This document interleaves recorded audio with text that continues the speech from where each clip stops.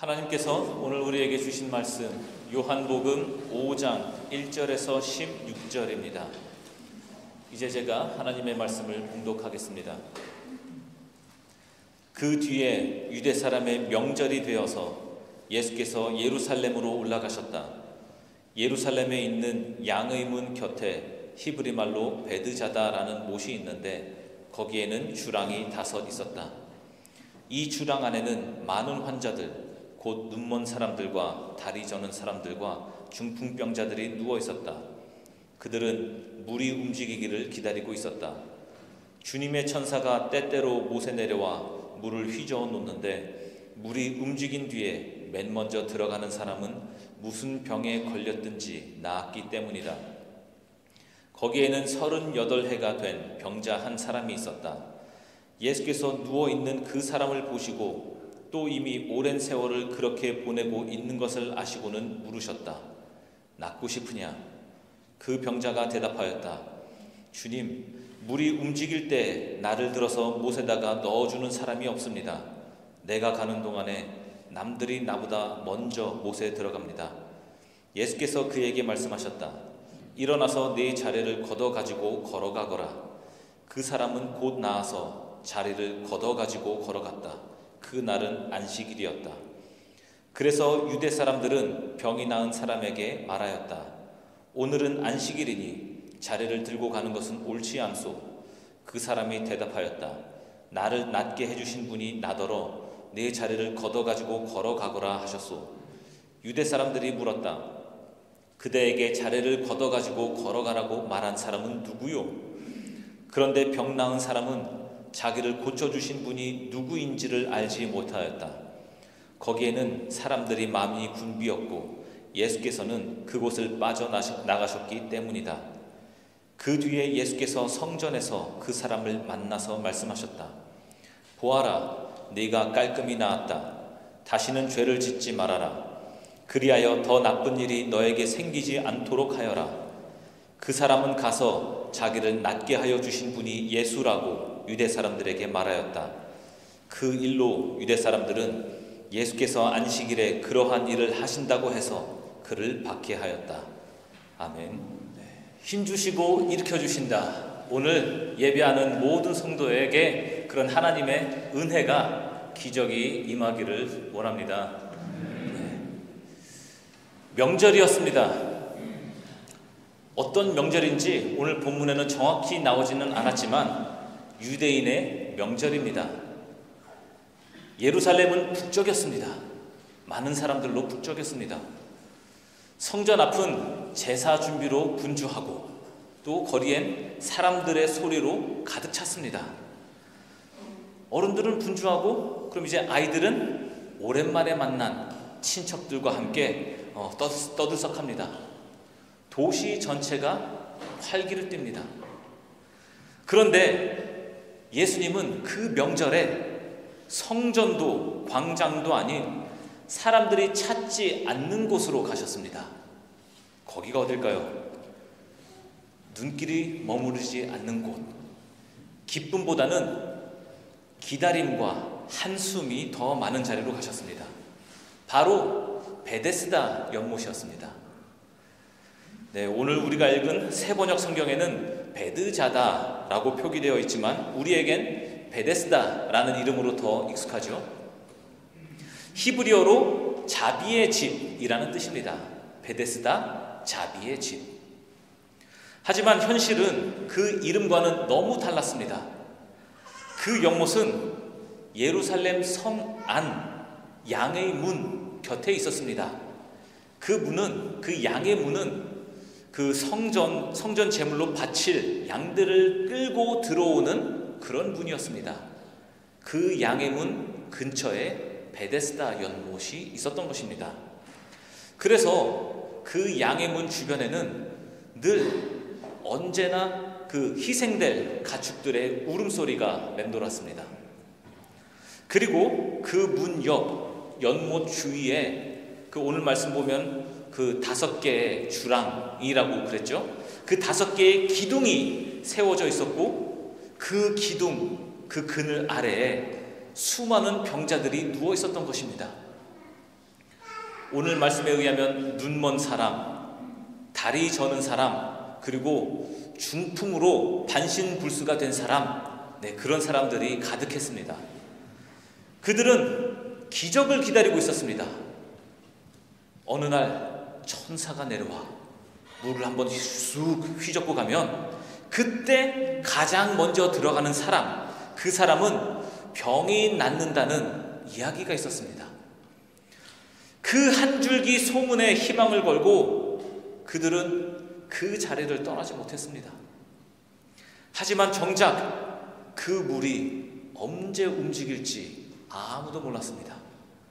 기적은 보이지 않고 날은 덥고 몸은 더 아파지고, 어떨까요?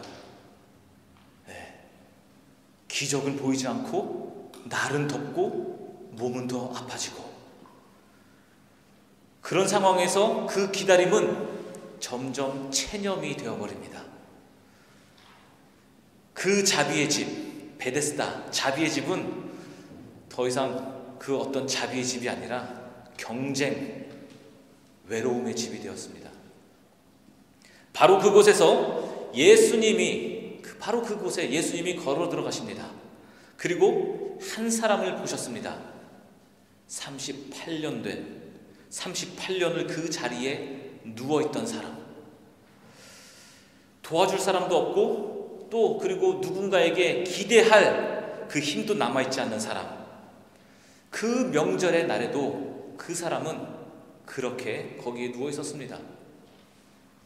아무 일도 일어나지 않는 그 자리에 이제는 희망보다는 습관처럼 그 눕혀있던 자리에 또 눕게 된 것입니다. 38년입니다. 잠깐 아팠던 게 아닙니다. 그 아팠던 시작이 청년 때부터였는지, 아니면 어렸을 때부터였는지, 아니면 중년의 나이에 들어서부터 아팠는지, 그거는 모릅니다. 아무튼 오랜 시간을 같은 자세로 같은 절망 속에서 살아온 것입니다. 38년 동안. 그러면은 38년 동안 그 자리에 있으면 어떤 생각이 들까요?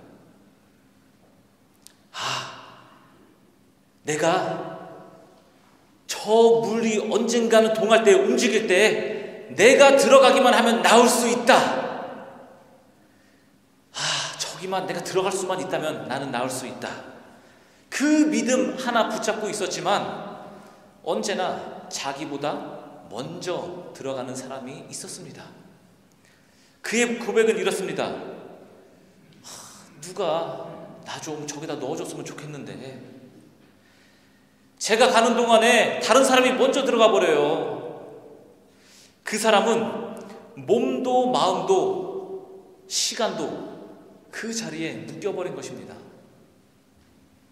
나는 안 돼. 도와줄 사람이 없어. 이번에도 늦었어.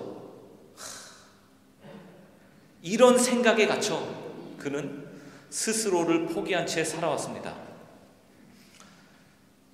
그때 예수님이 다가오십니다. 그리고 아주 단순하게 묻습니다. 낫고 싶으냐? 낫고 싶으냐? 질문이 조금 이상하죠? 이렇게 누워있는데 어느 순간 갑자기 어느 사람이 와서 낫고 싶어? 38년 된 병자에게 낫고 싶냐니요. 좀 이상하게 들리죠? 한번 이렇게 생각해 봅시다. 만약에 제가 환우신방을 가서 병상에 누워있는 우리 성도님께 낫고 싶으세요? 이렇게 묻는다면 어떻게 될까요? 저도 궁금합니다.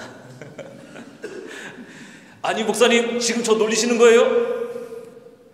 제가 왜 여기 누워 있겠어요?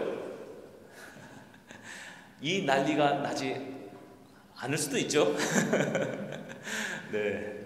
하지만 예수님의 질문은 단순한 의도를 넘어서는 깊은 뜻을 가지고 있었습니다.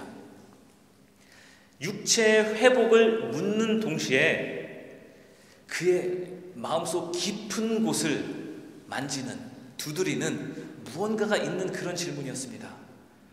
예수님은 그 마음을 이미 알고 계셨습니다. 상처 입은 몸만큼이나 깊이 병든 그 마음을 알고 계셨습니다. 몸을 자유롭게 움직일 수 없으니 그 마음과 생각까지도 그곳에 묶여 있었던 것을 보셨습니다. 그래서 예수님은 말씀하십니다. 일어나서 네 자리를 걷어가지고 걸어가거라. 설명도 없고 조건도 없습니다. 그 말씀 하나에 그 사람은 벌떡 일어났습니다. 38년을 누워있던 사람이 그 말씀 한마디에 일어났습니다. 그리고 걸었습니다. 그 자리를 걷어들고 그 연못가스를 벗어나 걸어가기 시작했습니다. 말 한마디였습니다. 일어나라. 일어나서 네 자리를 걷어가지고 걸어가거라. 근데요, 이것은 단순히 병을 고쳐주는 말이 아니었습니다. 그것뿐만이 아니었습니다. 몸만 나은 게 아니었습니다. 삶 전체가 움직이기 시작한 것입니다. 예수님은 그를 그냥 건강한 사람으로 그냥 멀쩡하게 생긴 그런 사람으로 회복시킨 것이 아닙니다. 여기서 우리는 한 가지 중요한 것을 봐야 합니다. 예수님의 회복의 말씀은 언제나 부르심입니다. 부르심. 말씀은 사람을 살리고 움직이게 하고 그리고 보내심입니다. 부르심은 회복시키시고 움직이게 하고 살리시고 그리고 뭐라고요? 보내는 것. 그게 부르심입니다. 그냥 고치고 끝이 아니에요. 그 말씀엔 방향이 있습니다. 목적이 있습니다. 그리고 사명이 담겨 있습니다. 예수님의 걸어가라는 명령은 회복을 넘어선 부르심이었습니다. 부르심. 우리에게 잘 알려진 신학자 칼바르트가 있죠. 칼바르트는 그의 교회 교의학이라는 그의 저서에서 하나님의 부르심에 대한 설명의 글이 있습니다. 그의 교회 교의학, 이렇게 두꺼운 책이 13권이에요. 엄청 커요. 근데 그의 소명에 대한 내용, 부르심에 대한 내용도 한 요 정도 돼요. 근데 그 방대한 내용을 제가 그냥 함축해서 말씀을 드리겠습니다. 하나님의 부르심은 그 사람을 원래 있던 자리에서 불러내어 하나님이 원하시는 삶으로 이끌어가는 능동적인 사건이다. 뭐라고요? 하나님의 부르심은 그 사람이 있던 자리에서 불러내어 하나님이 원하시는 삶으로 이끌어가는 능동적인 사건. 그게 소명, 부르심이라는 것입니다. 있던 자리에서 불러내는 것, 그리고 이끌어가는 것.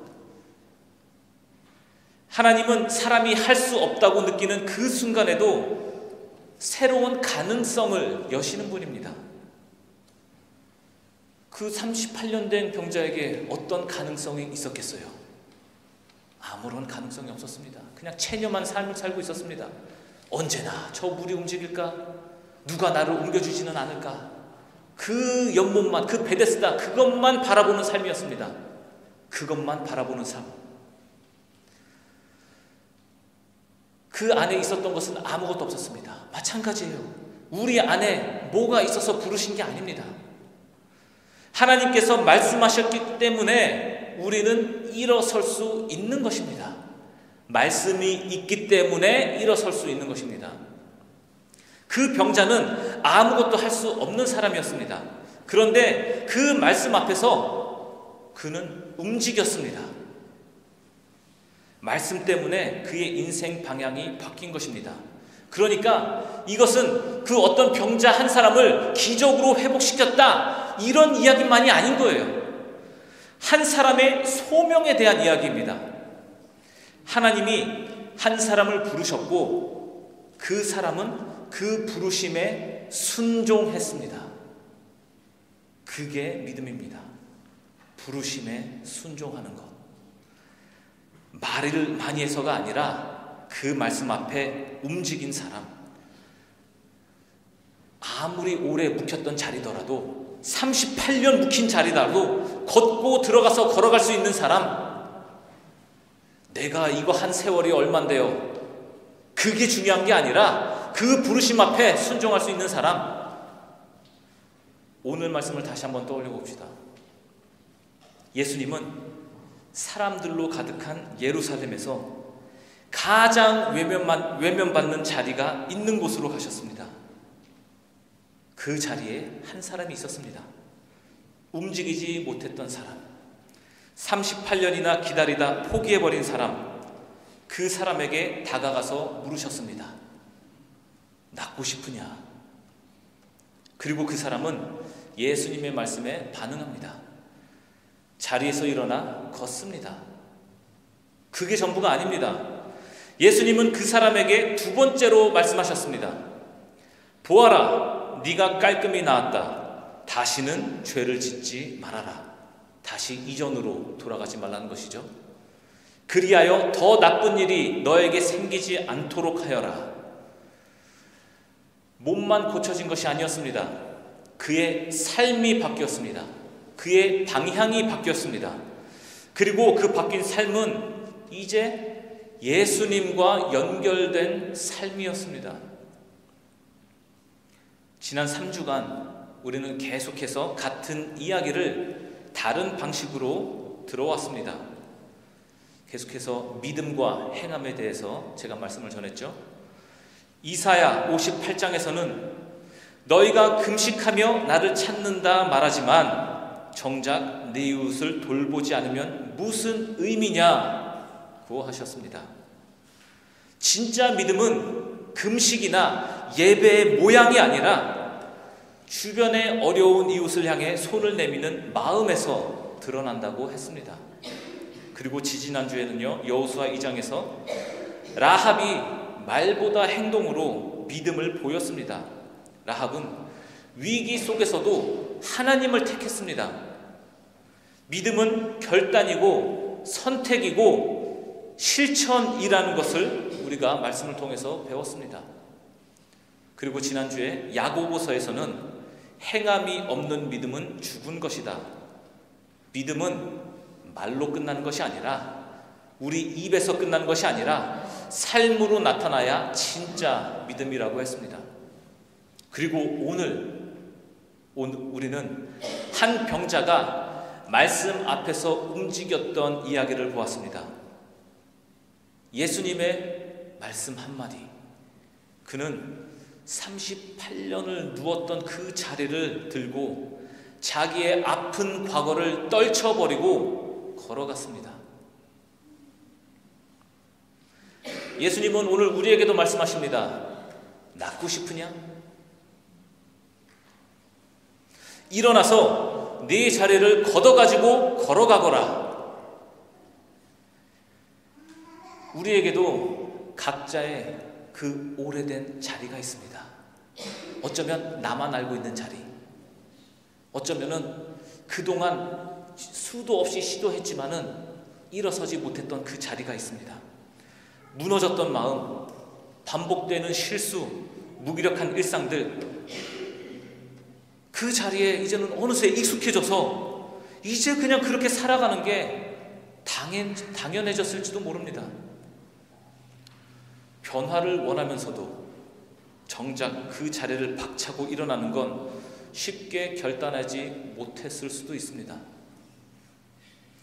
그래서 우리는 일어나 걸어가라 라는 이 말씀 앞에 서야 합니다.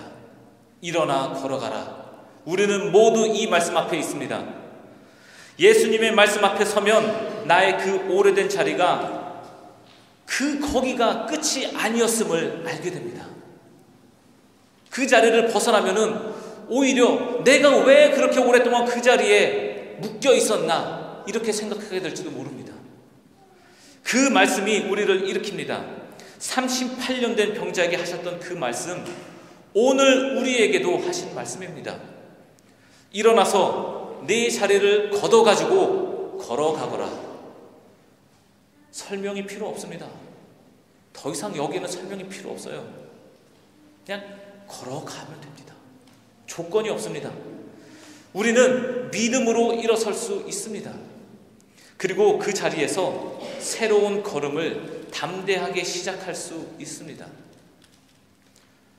주저하지 않고 믿음으로 걸음을 내딛는 것, 그것이 바로 주님의 말씀에 반응하는 행함이 있는 믿음의 모습입니다. 우리 일어납시다.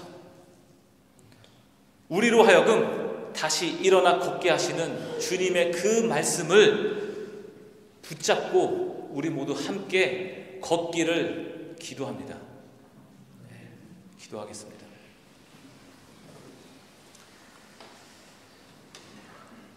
하나님 감사합니다. 오늘도